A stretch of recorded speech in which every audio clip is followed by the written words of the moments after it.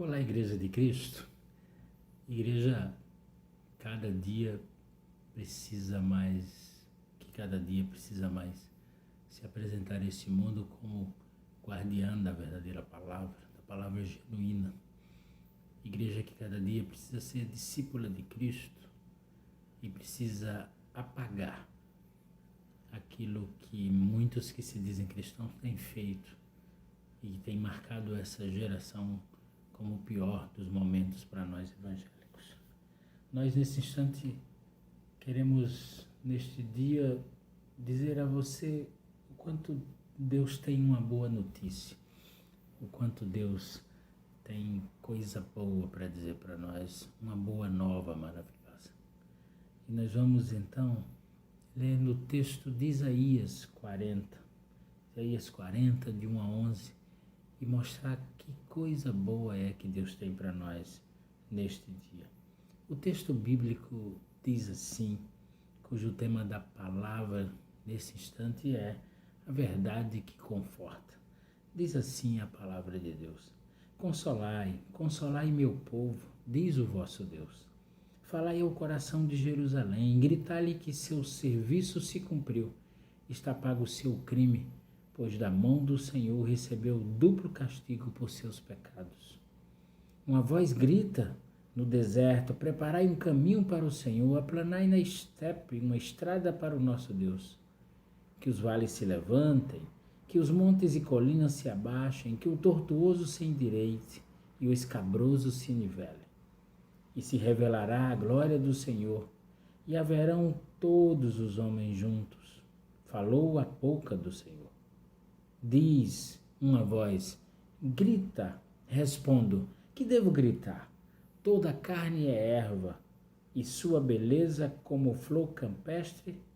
A erva murcha, a flor seca, quando o alento do Senhor sopra sobre elas. A erva murcha, a flor seca, mas a palavra do nosso Deus se cumpre sempre e sempre. Sobe a um monte elevado, arauto de Sião. Ergue forte a voz, arauto de Jerusalém. Ergue-a, não temas. Dize-as às cidades de Judá: aqui está vosso Deus.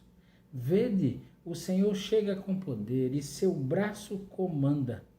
Vede, com ele vem seu salário e sua recompensa o precede.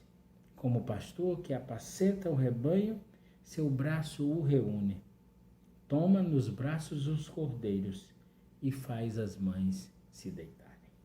Glória a Deus. Esse é o texto de Isaías 40, de 1 a 11.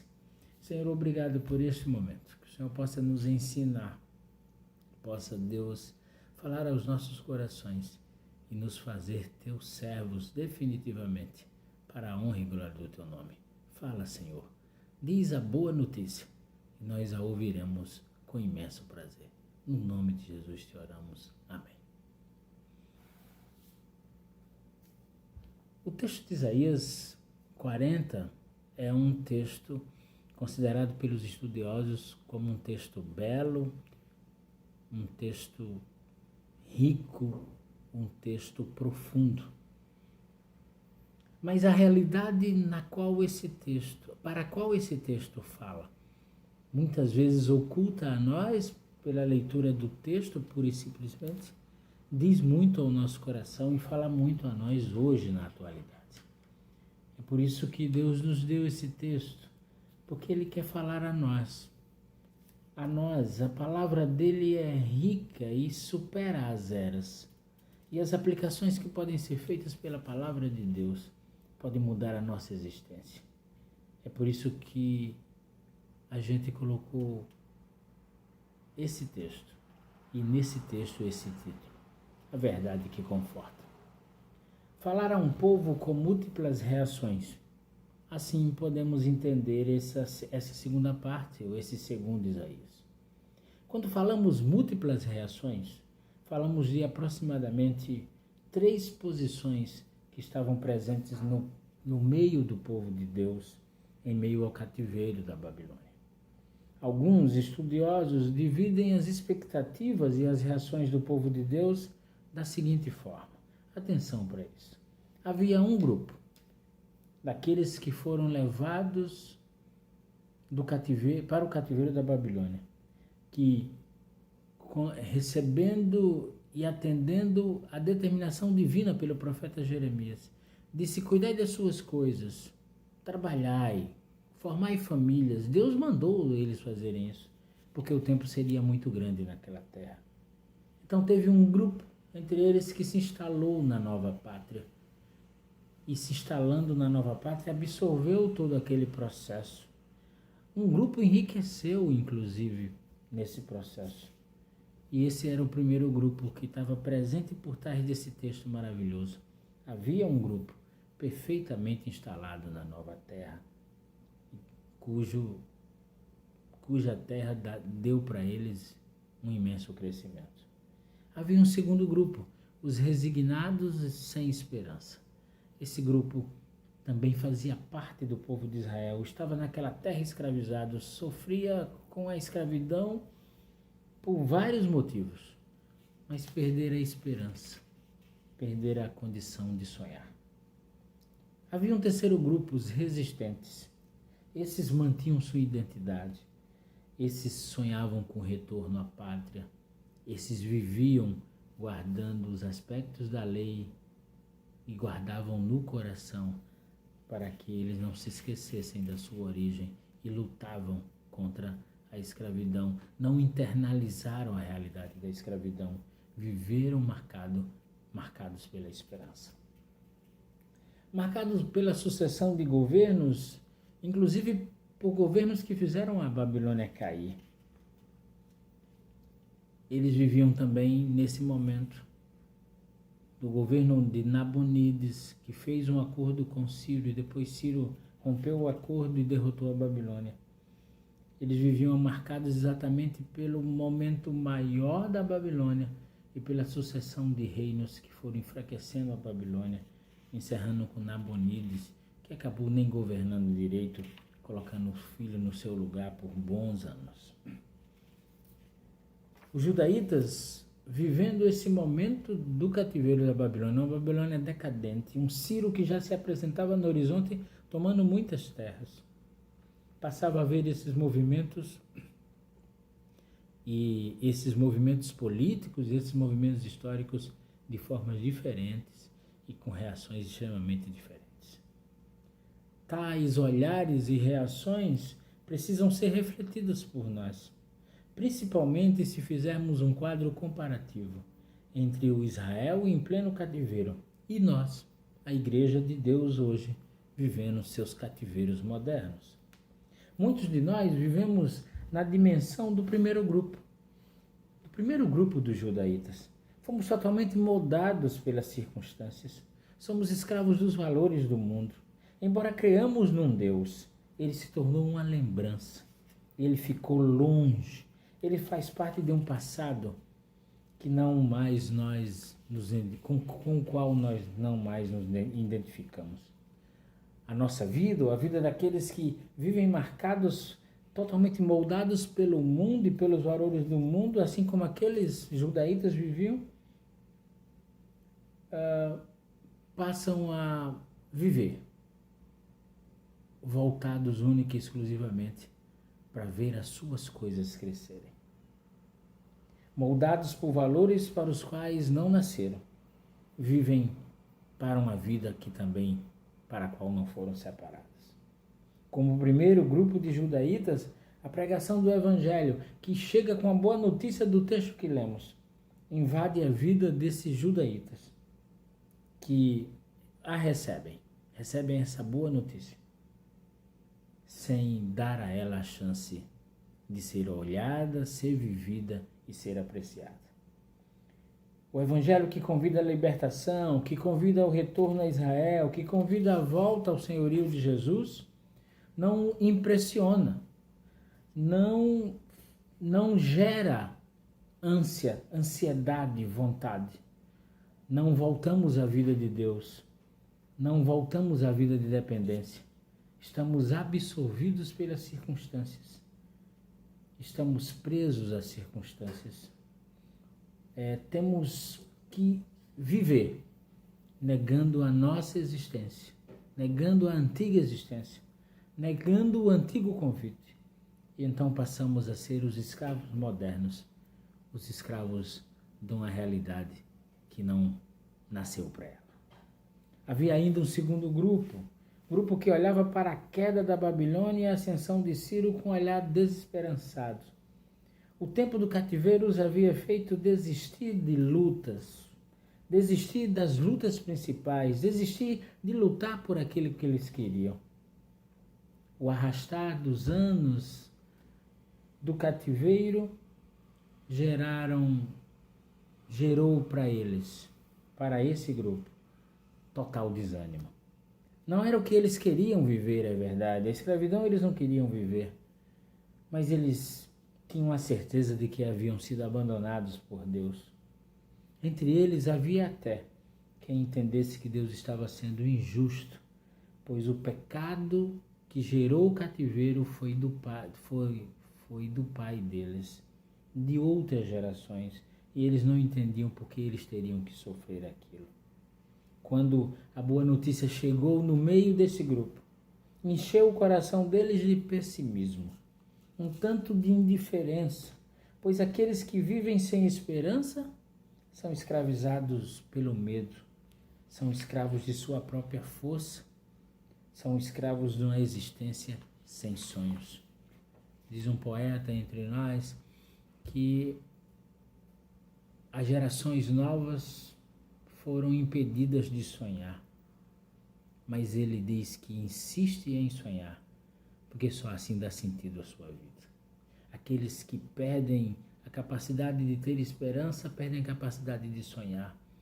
E aqueles que perdem a capacidade de sonhar, quando a boa notícia chega, eles não acreditam nela. Há entre nós crentes que vivem desse modo, frente ao inimigo mais forte, o medo. Há entre nós crentes que não olham para o poder de Deus que muda a sorte, pois não entendem que Deus se importa com eles. São aqueles que não escaparam às suas culpas e se resignam com o sofrimento, pois se veem como merecedores. Esses não deixam o perdão de Deus invadir. Até fazem movimentos positivos em direção à libertação.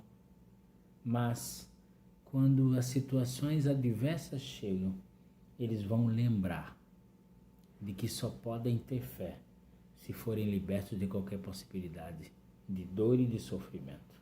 Então, na primeira dor que surge, a lembrança de um passado doloroso faz a fé vacilar.